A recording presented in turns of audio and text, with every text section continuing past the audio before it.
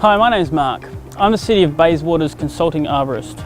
Today we're going to talk about a few things that I think are really important tips when you're looking at selecting and planting a tree in your home garden. So firstly, we look for stem tapering. Ideally, we want to see a tree that's thicker at the base and then thinner at the top. We want to see lower laterals, a lot of lower laterals left on the trunk. This tree unfortunately has had a lot of those removed, quite high up the stem. The reason we want to see lower laterals left on is because that helps the stem tapering to occur. Each branch that leads into the stem helps to feed that portion of the stem and thicken it up. And that results in a really sturdy tree in the long run, like this one here, that has all its lower laterals left on, and you can see a very thick base narrowing up to a thinner top. And as you can see, that's really quite sturdy. Okay, so this tree here, as you can see by the leaf colour, good leaf colour, good luster to the leaf, and no nutrient deficiencies. This is also a really good tree to pick. We also want to see a tree that's self-supporting. So this WA peppermint here, when you take the tree tie off, unfortunately it falls over. This again is due to poor stem tapering and sometimes as well bad transportation, which we'll discuss later. With this tree here, you can see it's quite a short tree, very bushy trunk.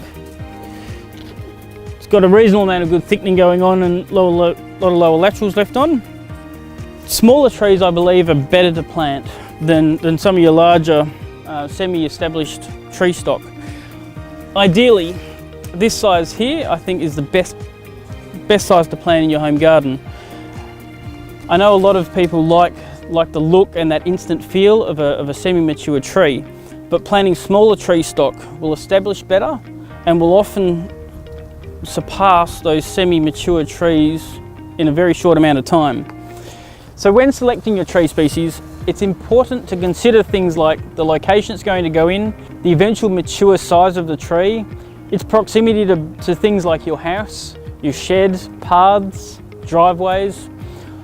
Also, it's a good idea when you go to your local nursery, go talk to your horticulturalist, take things like photos of the site where you're going to plant it, and especially take a measurement of the pH of your soil. Your local horticulturalist can then talk to you about what's appropriate to plant in the right spot. Now that we've selected our tree, we want to get it home. So it's important that when you transport it, don't stand it up. Always lie it on its side. If you stand it up when you transport, you run the risk of it shaking in the wind and damaging the crown of the tree, but also very importantly, it will cause damage to where the roots join onto the trunk. And that's because of the shaking when you're driving. So always lay it on its side and make sure you secure it properly in the back of your vehicle.